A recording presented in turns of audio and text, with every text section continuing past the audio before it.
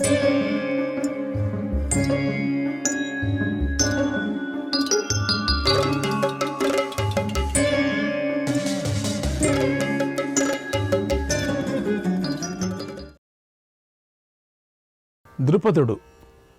కూతురు పెళ్లి చేసి అంతులేని ఆనందాన్ని పొందాడు. పాండవులతో సంబంధం కలుపుకోవటం వల్ల ద్రుపదుడికి దేవతల వల్ల కూడా భయం తొలగిపోయింది. ముందు నుంచి అనుకునేవాడు కదా అర్జునుడికి ఇవ్వాలని.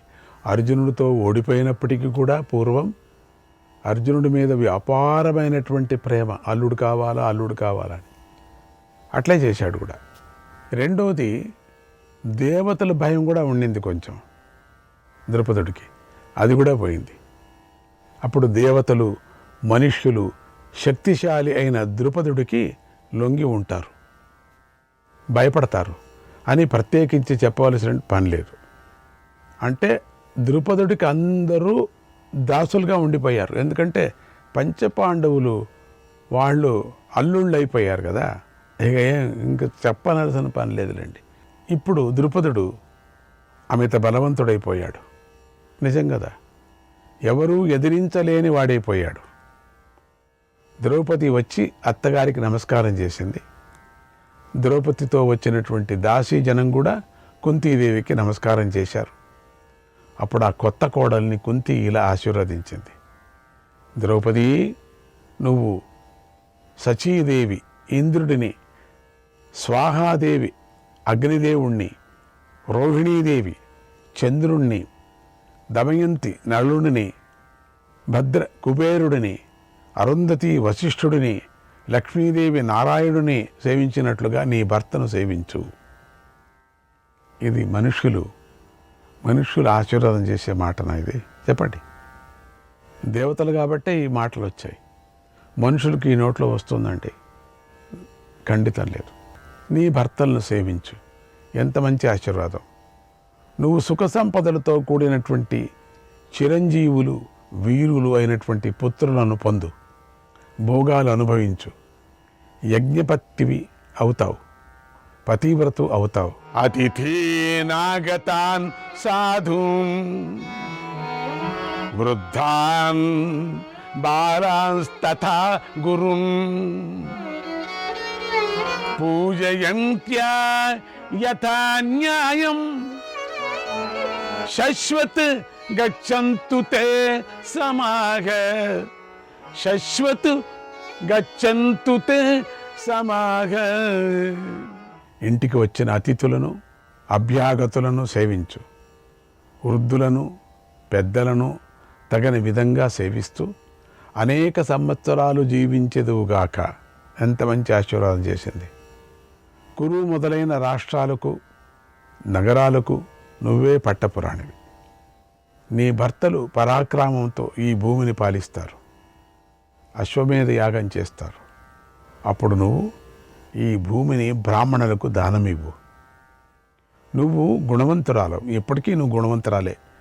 ఈ భూమి మీద గల విలువైన రత్నాలన్నిటినీ పొందు. చిరకాలము సుఖాలను అనుభవించు.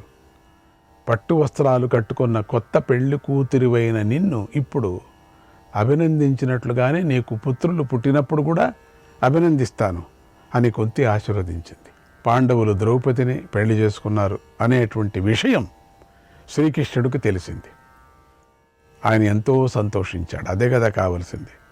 పాండవులకు వైడూర్యాలు పొదిగినటువంటి ఆభరణాలు, విలువైన వస్త్రాలు, వివిధ దేశాల కంబళ్ళు, కృష్ణాజనాలు పంపించాడు.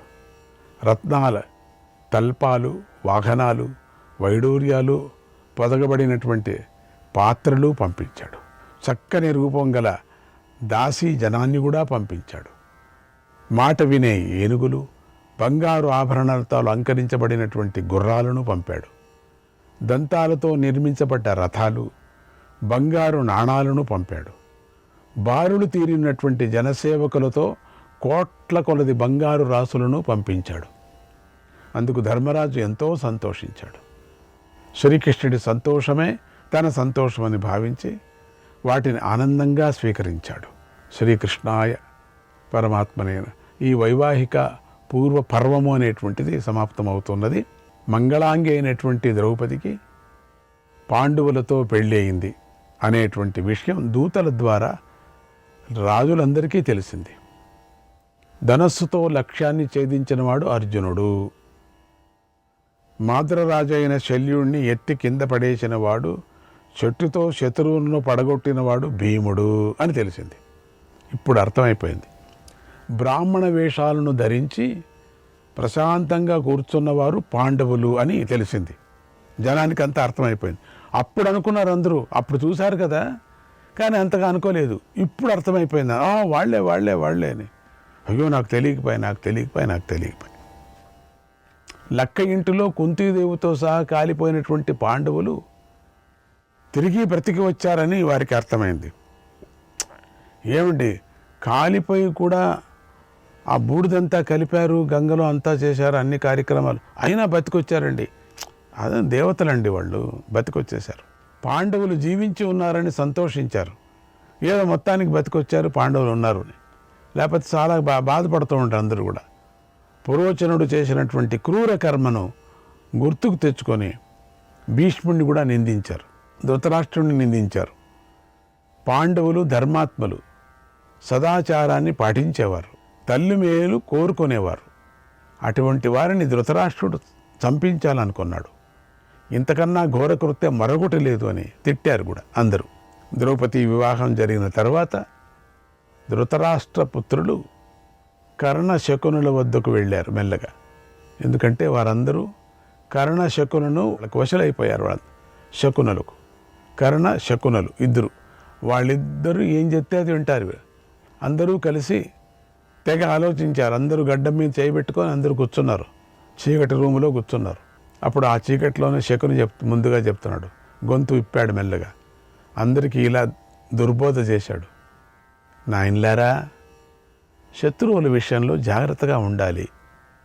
ఒక శత్రువును బలహీనంగా ఉంచుకోవాలి, మరొక శత్రువును ఎప్పుడూ బాధించాలి. పాండవుల విషయంలో మాత్రం ఇది కుదరదు. పాండవులు అనగానే శత్రువులందరూ ఒకటైపోయి పాండవులను నాశనం చేయాలి కదా. మనం ఒక్కొక్కరిని విడదీసి చేయకూడదు కదా, పాండవులు ఒక్కటే చోట ఉంటారు. కాబట్టి ఇదే నా అభిప్రాయం, పాండవులు నాశనం చేయాలంతే.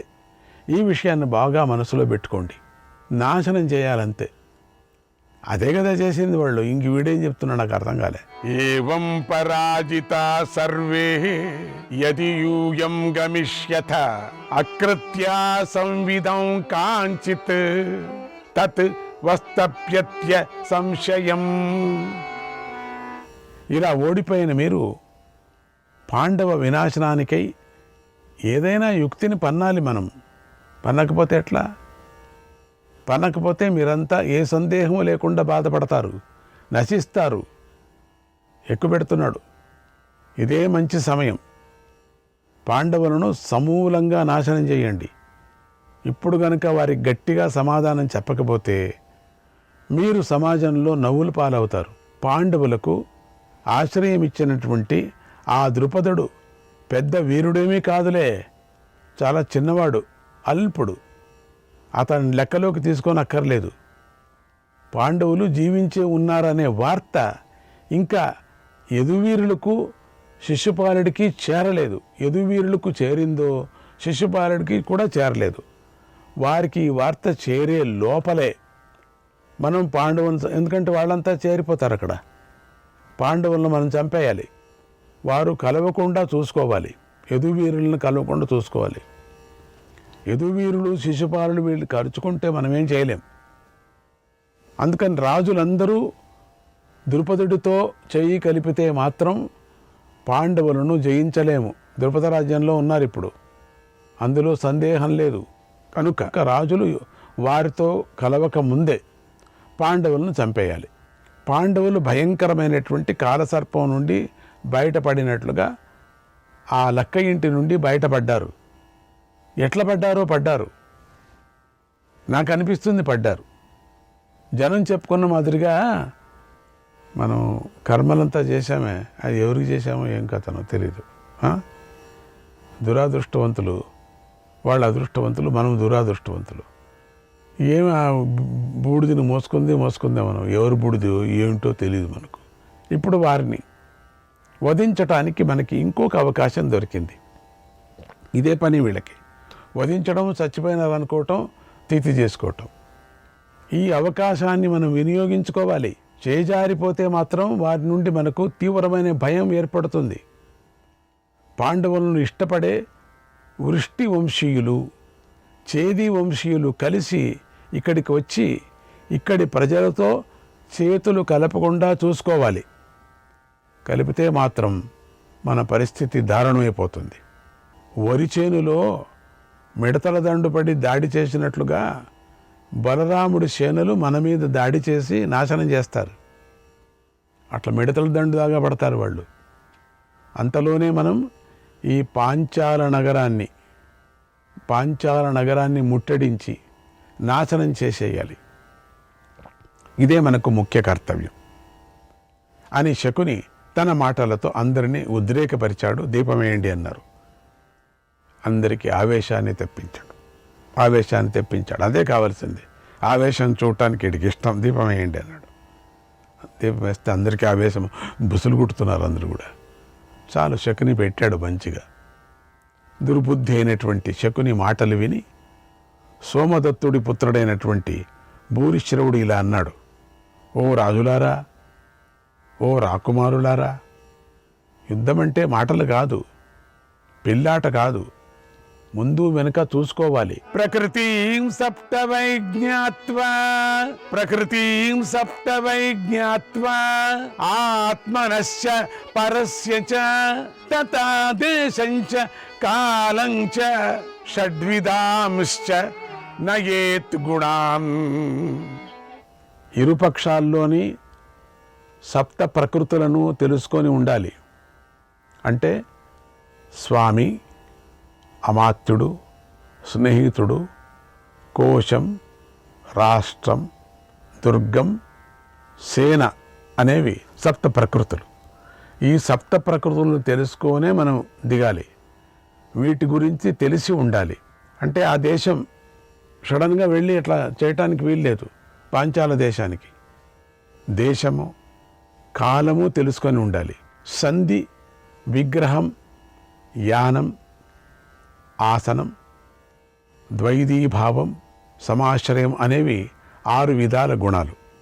ఈ 6 రకాల నీతిని తెలుసుకొని శత్రువులపై ప్రయోగించాలి. సంధి అంటే శత్రువులతో కలిసి ఉండటము, విగ్రహం అంటే విరోధించటము, యానం అంటే దాడి చేయటము, ఆసనం అంటే అవకాశం కోసం వేచి ఉండటము, ద్వైదీభావం అంటే 2 రకాల నీతులను ప్రయోగించటము, సమాశ్రయం అంటే తనకన్నా బలవంతుడైన రాజును శరణు కోరటం. ఈ 6 గుణాలు రాజుకు ఉండాలి. స్థానం వృద్ధిం క్షయం చైవ భూమిం మిత్రాణి విక్రమం సమీక్షాథాపి యుంజీత పరం వ్యసన పీడితం. స్థానం, వృద్ధి, క్షయం, భూమి, మిత్రులు, పరాక్రమం, వీటిపై దృష్టి పెట్టి శత్రువు ఆపదలో ఉన్నప్పుడు దాడి చేయాలి. కనుక ఈ దృష్టితో చూస్తుంటే మన కాలం బాగా లేదని నాకు అనిపిస్తుంది.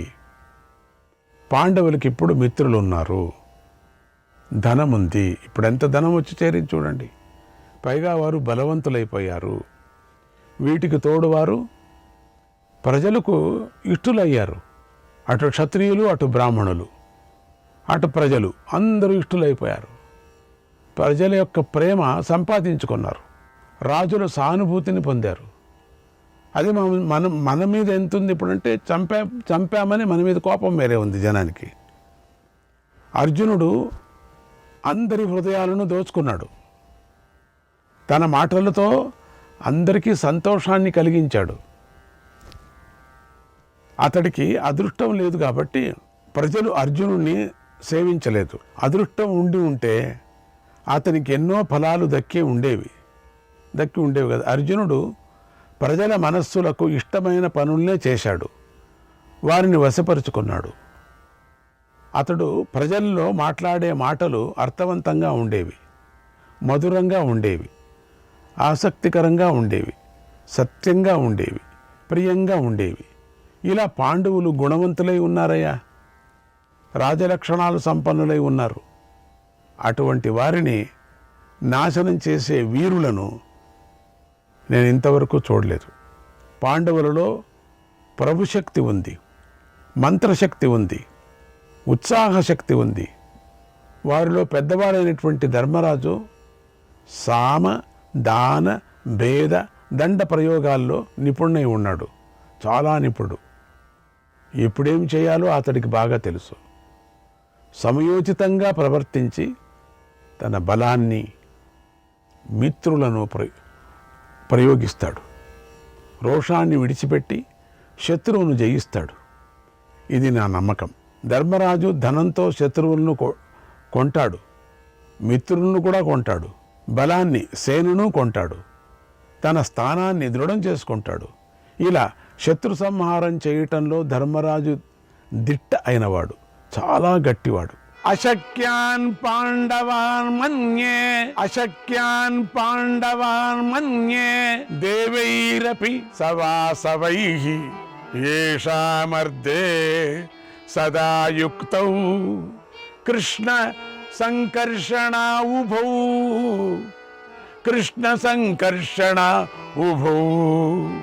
ఇంద్రాది దేవతలు కలిసి వచ్చిన పాండవులను ఏమీ చేయలేరు. శ్రీకృష్ణ బలరాములు ఇద్దరు కూడా వారి పక్షాన్ని అనుసరిస్తున్నారని నేను నమ్ముతున్నాను.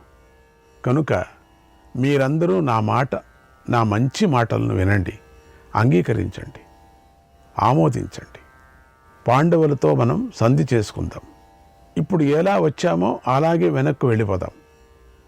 ఈ నగరాన్ని చూడండి, దుర్భేద్యంగా ఉంది, చుట్టూ నీటితో రక్షించబడుతూ ఉంది, 4 వైపులా గడ్డి ఉంది, ధాన్యం ఉంది.